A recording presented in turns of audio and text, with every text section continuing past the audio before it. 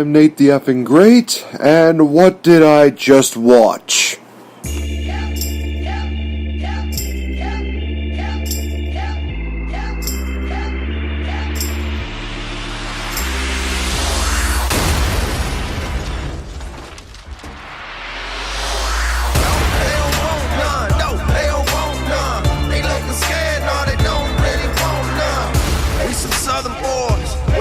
Strength. Ain't nobody man enough to feel the pain. And you could be next. You better give respect. Cause ain't nobody breaking this redneck. No, they don't want none. No, they don't want none. They don't want none. No, they don't want none. They don't want none. No, they don't want none. They looking scared. No, they don't really want none. And I'm a Mack truck. Don't get run. So, Wrestlemania has come and it has gone once again this year. WrestleMania 34 is in the history books, ladies and gentlemen. I am Nate the Effing Great. Welcome to a late edition of The Game Changer. It is currently 1:23 in the morning as I am recording this. And WrestleMania ended about 2 hours ago, I think it was. It was around 11 at night, so I am exhausted, I am tired, but I wanted to get this brief review out and ready to go. I also promised that I would announce the winners of the Predictions War, and who is the first ever King of Predictions champion here in 2018, as well as who will be the champion going into Backlash and what the Backlash event will be. So I will not only mention that here in the show, but also I will have it on Facebook ready to go. So let's just not waste any time. Let's get right into it. I'm not going to go into full details about what all went down, but I will talk about some of the highlights throughout some of these matches. The Battle Royal for the Andre the Giant Memorial Trophy. Broken Matt Hardy won. I know he's known as Woken Hardy, but to me, Broken Matt Hardy is one of those things that you can't just erase from your mind. Just like, it's still very hard for me to not say Prince Puma when I'm talking about Ricochet. But yeah, this was something that a lot of people really speculated was going to end up happening. Matt Hardy definitely highlighted it majorly throughout the last few weeks of Raw. And yeah, he won, and it featured a returning Bray Wyatt. So we're probably going to get a Woken Wyatt gimmick going forward, which will be very interesting. I am kind of interested in seeing where it goes. We have the tournament final for the Cruiserweight Championship. Mustafa Ali taking on Cedric Alexander. This was a good matchup that definitely deserved to be on the main card. First of all, Mustafa Ali's ring attire and his entrance was absolutely amazing. He looked like Sub-Zero from Mortal Kombat, I believe it was. It was either Mortal Kombat or Street Fighter. I do apologize to any gamers I might have offended. But he looked absolutely amazing. He had the face mask and he had a light thing in his hand that just looked absolutely amazing. The match itself was really good. Mustafa Ali hit a reverse 450 for a close 3 count, but Cedric Alexander had his foot on the ropes.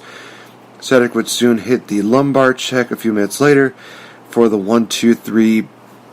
Cedric Alexander wins the Cruiserweight Championship. And honestly, this is a proud moment for me. Ever since he was signed to NXT after the CWC, I was looking forward to the day that he finally wins the championship. And now finally here, even though it was not the grandest stage of them all, it was on the pre-show, it was on the kickoff show, whatever. Cedric Alexander won the Cruiserweight title, and I'm very happy for him. Congratulations to you, man. You deserve it.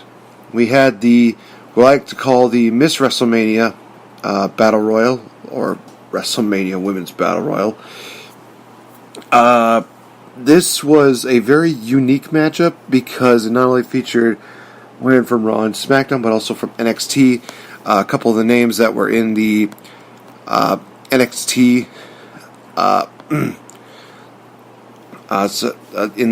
NXT brand that was a part of it was Bianca Belair, Dakota Kai, Peyton Royce, Tayanara County, Kavita Devi and Kairi Sane, among others. Really happy to see Peyton Royce on the main roster. I'm hoping that she and Billie Kay debut very soon on either Raw or SmackDown. The match ended with seemingly Bayley and Sasha as the final two, and Sasha got eliminated by Bayley, but instead of playing music, everybody's just like, well, what's going on? What's going on? Naomi did not get eliminated. She got thrown out in the second rope. Naomi would then hit the rear view, throw Bayley out, and win the Miss WrestleMania Battle Royal. Yes, I'm saying Miss WrestleMania because I think it should have been called that. Congratulations to Naomi. And one of the cool things about this was the start of the matchup. All the women threw out Carmella, then they threw out Dana Brooke. The women from Raw and SmackDown were surrounding Kairi Sane, but then the NXT women got involved, and they're just like, hey, don't be picking on our sister. Don't be messing with our girl. And it turned out to be a brawl between NXT and WWE. It was awesome. That was one of the best highlights of that matchup. Other than seeing Peyton Royce, of course. We started off the Wrestlemania main card with the triple threat match for the Intercontinental title. The Miz defending against Finn Balor and Seth Rollins. Seth Rollins looking like a complete badass. He looks like an ice warrior compared to his flame warrior gimmick that he did last year against Triple H. Miz did not have the Miztourage at ringside, which was a very unique deal, but it was actually really cool. Finn Balor came out with some rainbow attire, more or less. I think he had like rainbow socks, and he had like a rainbow lightning bolt, I think, on the back. And I think it was because Vince wanted him to play a almost sexual gimmick, if I'm not mistaken, and turned it down. So I guess this was kind of his way of just, supporting the community, I guess. I don't know. I'm still trying to figure out the details behind that, but it was still something that was kind of interesting, but it's still kind of cool when they do stuff like that. Match itself was actually really good. It was a great way to start off the Intercontinental title, the WrestleMania card. Third time in, the last 3-4 years that have been starting with the Intercontinental title matchup. It's really great. And again, I do apologize if I wander off and if I seem a little tired. I really am, but I'm trying to get through this card as fast as I can. Miz was definitely a great highlight. We saw him do a figure four to Finn Balor, hit a super skull-crushing finale on Seth Rollins, Balor hitting coup de grace, just doing everything he can to just lay it on the line. In the end, though, it would be Seth Rollins who would win the Intercontinental title by hitting a double curb stomp on Finn Balor and The Miz, and then hitting a final curb stomp on The Miz for the 1-2-3. Seth Rollins is the new Intercontinental Champion. He is now also a Grand Slam champion, and he celebrated the only way he knew how with a championship belt, by swinging it around the air, just like he did with the WWE World Heavyweight title all those years ago at WrestleMania 31. It was a great moment to see Seth Rollins be a champion again, and for him to be Grand Slam champion, it made it even better. So congratulations to Seth Rollins. Charlotte Flair took on Asuka for the SmackDown Women's Championship. It was streak versus title, with Asuka's streak of 914 days on the line. Another good matchup between the two of them. Charlotte and Asuka definitely laid it on the line. It was very physical. It was very draining. It was one of those matches that really made you think, Asuka's going to win. But then there are some points where it's like, well, maybe Charlotte will do it. Maybe Charlotte will do it. Charlotte hit a massive spear on Asuka for a very close 3 count. And in the end, we see Charlotte lock in the figure 8, one-armed figure 8, I should say. The second arm was actually bleeding. It was kind of hurt. So she was basically using that injured arm to support her one arm that was holding in the figure 8. In the end, Asuka taps out to the figure 8, and Asuka is no longer undefeated in one-on-one competition. We see Charlotte breaking the streak. And what was really cool about this was what happened after the matchup. We see Asuka get on the microphone and she says that Charlotte was ready for Asuka. Congratulations. They shared an embrace. It was a beautiful moment. Charlotte let Asuka have her moment in the ring where the fans could cheer her on, make her feel well about her performance. But now we get into the negative side of that. Throughout the night, John Cena was a part of these random sketches and random things where he basically was a fan out there. And after this matchup ended, a referee came out and basically told Cena, "Oh, well, The Undertaker's back and he's probably going to be looking for you. He's looking for a fight." John Cena then jumped over the barricade and ran back up towards the ramp to get changed into his attire. I didn't like this because I felt like that just took away something very special between Charlotte and Asuka, who shared a beautiful moment together in the ring. It was a great WrestleMania moment between the two of them. I am just baffled, and I am very confused on why they did that and just took away that moment. But I guess apparently John Cena is more important. Then again, the redemption and the payback that would eventually ensue a little bit later would be worth it, so I guess I shouldn't complain too much. Next matchup on the card was the Fatal 4-Way matchup for the United States Championship. Randy Orton defending against Bobby Roode, Rusev, and Jinder Mahal. Really good matchup between all four of these competitors. They have nothing to be ashamed of. Randy Orton, I think he only hit like 3 moves in there. He hit his DDT, Power Slam, and a few RKOs out of nowhere. Bobby Roode was able to hit the glorious DDT. Rusev hit some super kicks. Was going for the accolade, but then Sunil Singh got involved. Rusev took him out. Jinder Mahal would hit the Colossus and pin Rusev to become the new United States champion. There's a part of me that saw it coming, but then there was a part of me that thought that they would actually put the belt on Rusev, because why not? Rusev deserves it, in my opinion, and God help me, I just really want Rusev to succeed, and I just feel like these matches are not really helping him out. But I digress. Jinder Mahal is the new United States champion. I'm okay with it, and I'm hoping that they really do something special with Jinder Mahal this time around, instead of what they did for him and the WWE Championship. We go into the next matchup, which was Triple H and Stephanie McMahon taking on Ronda Rousey and Kurt Angle in a mixed tag team matchup. This should have been an intergender matchup, because throughout this matchup, Ronda Rousey was battling with Triple H, and Stephanie McMahon would get involved with Kurt Angle. It was one of those moments where it's like, why are they basically making this feel like Lucha Underground? There came a point where Angle and Ronda had a couple submission maneuvers locked in. We saw Triple H and Stephanie were going for 2 pedigrees. But that was a fail. In the end, we see Ronda Rousey locking in a beautiful modified version of the armbar on Stephanie, who tapped out like immediately, which I wouldn't blame her, because honestly, she would have broken that arm like a twig. It was, like I said, again, it was a really good matchup. There's a part of me that thought it went on just a little bit too long, but I guess I can understand why they had it that way. It was just one of those things where it was like, well, it's a special attraction matchup. They had to make it really count. I really think that they could have focused it more on other matches.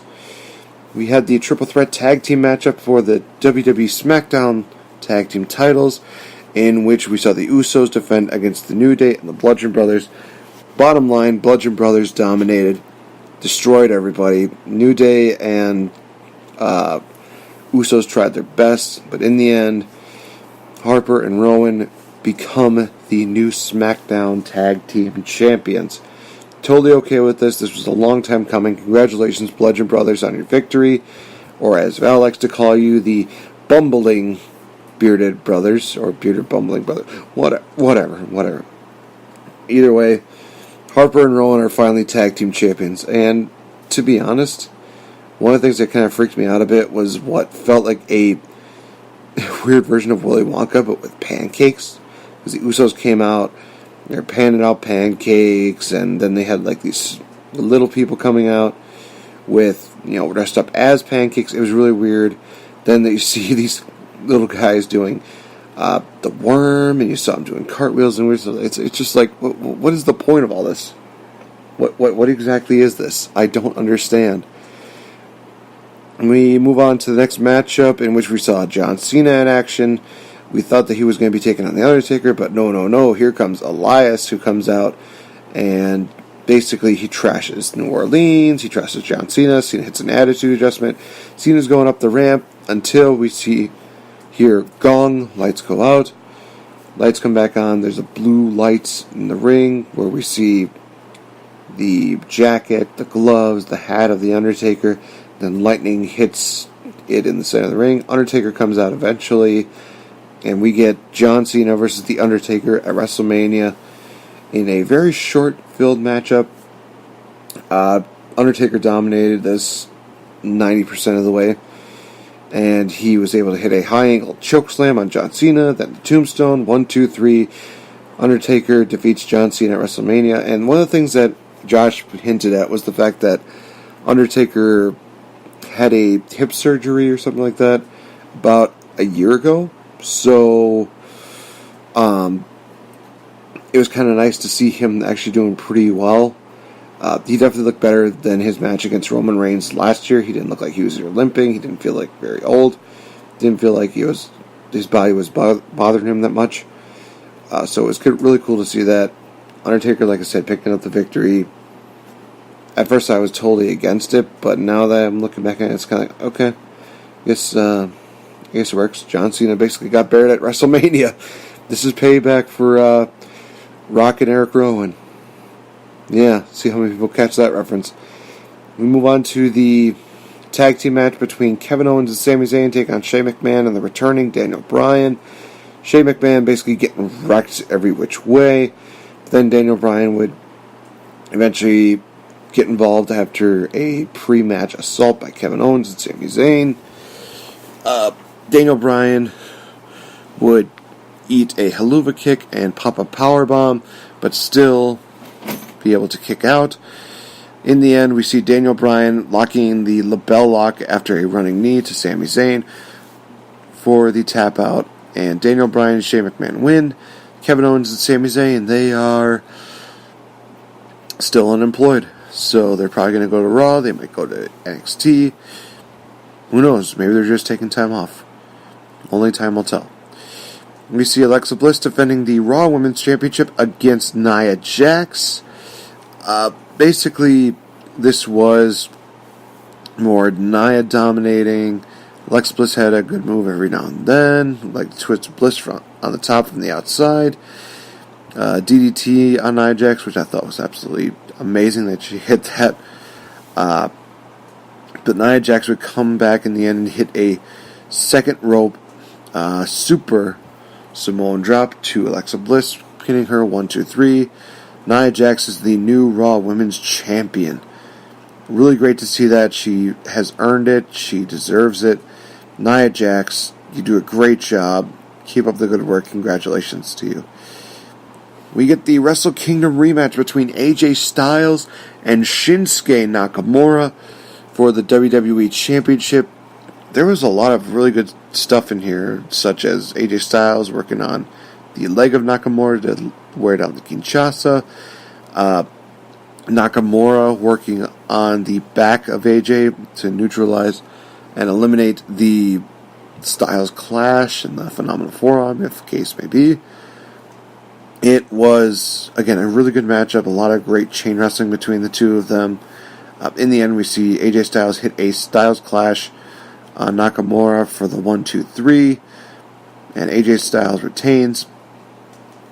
But the finish to that matchup was absolutely amazing. Nakamura goes for the Kinshasa kick, but AJ does like this weird roll where he's able to just reverse that entirely into the Styles Clash. It was just beautiful. Post-match, we see Nakamura hand the belt to AJ and then follow it up with a low blow. Nakamura has officially turned heel, and he beats down on AJ and then finishes off with a Kinshasa just because he can. It's going to be very interesting to see how this turnabout goes into SmackDown tomorrow. Alright, and then we have the Raw Tag Team titles, the Bar taking on Braun Strowman and a partner of his choosing. He decided to take a fan, a young boy by the name of Nicholas, brought him to the ringside, headed up to the My apologies. And then got him to the ring apron. It was basically Braun Strowman dominating the entire deal. It's a running power slam on Cesaro for the 1-2-3. Braun Strowman and Nicholas are the new Raw Tag Team Champion. It's really unique because this is one of the first few times I think they've actually just grabbed like some random fan out of the streets and basically probably gave him a large sum of money, and they just said, okay, you're just basically going to stand in this corner, just react every now and then to what's going on. When you get tagged in, you're going to get tagged back out, and Braun Strowman's just going to pick up the victory. It's really unique to see that, to be honest. We see the final matchup, which a lot of people were very disappointed in, including myself. Roman Reigns versus Brock Lesnar for the Universal Championship. The match itself was actually pretty brutal. The only thing I hated was that they kept using the spam move with Roman Reigns. Superman punch, spear, spear, Superman punch, Superman punch, punch, punch, punch, spear, spear, spear. It's like, he knows other moves. Why aren't you utilizing it? It's just insane that they have so much potential with Roman Reigns and they don't use it. Why? Just why? Why do you enjoy, making us suffer? That's my question right now. We see Brock Lesnar hit multiple F5s. I think he probably got up to at least 5, maybe 6 F5s in this matchup. 6 to 8 suplexes during this match. There was a point where Roman Reigns was actually getting a belly-to-belly, and he didn't get enough torque from Brock, and Roman was able to get his body to hit a soft part of the announcer's table, so that way he didn't end up getting a gash over his eye or messing himself up. In the end, we see Brock Lesnar and Roman Reigns throw everything at each other with the kitchen sink, and Brock Lesnar hits the F5 for the 1-2-3. Brock Lesnar retains and is still your Universal Champion. Why? God knows. Only knows. I will talk a little bit more in a future episode about finding an appreciation in the quote-unquote crappy world of professional wrestling. I just think that needs to be addressed, and I got quite a bit to say about it, in all honesty. So, be sure to tune into that. Finally, before I go, I definitely need to announce the winners of the King of Predictions War, as well as who is the elite, not the elite, Game Changer champion after the 4-way matchup between Evan, Chad, Joe, and Nick. So, starting off with the championship matchup, we have a new champion, Mr. Evan. Congratulations to you. You are indeed the new Game Changer champion, and you will indeed defend that championship at Backlash. Who your challengers will be, I will let you know in a bit. But time to also go through the top 3 ranked Prediction War participants who vied for their claim to be the King of Predictions for 1 full year, recognized by the Game Changer, as well as earn a shot at Money in the Bank, as well as cash prizes for 3rd, 2nd, and 1st.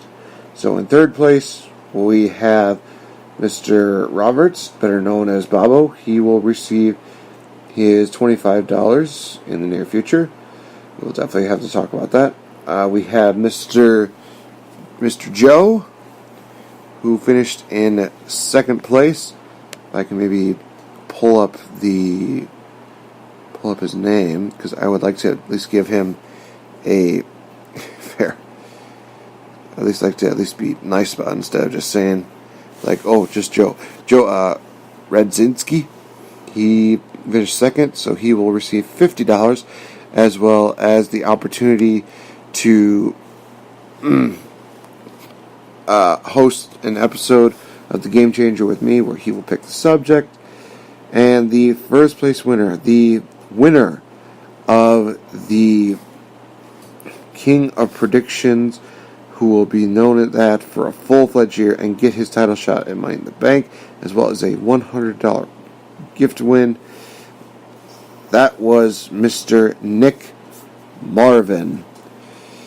In all legitimacy, guys, this was honestly one of the most craziest things I've ever done, but it was also one of the most successful things that I've ever done. So I wanted to say thank you to all the people who participated. Congratulations to our 3 top winners, as well as to our new Game Changer champion, who will be facing off at Backlash against Mr. Chad Knight and myself. Both of us will be getting our rematches, and it will be a 3-way match. First one to score the most points wins the Game Changer title. And that will also mean that we will need another contender for the next event, which will be Extreme Rules. And at that event, Backlash, we will have the Open Invitational prediction deal again. Just let me know if you're interested, and I'll put you on the list, and we'll set you up for predictions for Backlash. Alright, so with that being said, I am done. I am beat. I am good. I will get through most of the editing tomorrow, like editing posts, getting all that stuff ready to go, like I said, tomorrow. Be sure to also watch an edition of what did I just watch later on, probably today, maybe tomorrow, where I talk about some of the movies that I've seen, as well as give my reviews on them. And yeah, so again, thank you guys so much. Overall, WrestleMania was entertaining. The main event was kind of sloppy. It was kind of confusing, but all in all, survivable WrestleMania. So thank you guys so much, and I will talk to you guys in the next episode. I am so exhausted. I'm about ready to pass out. So thank you so much. Have a good one, and happy WrestleMania weekend. Rusev Day, Nate Day, whatever you want to call it. Happy You Day. Bye.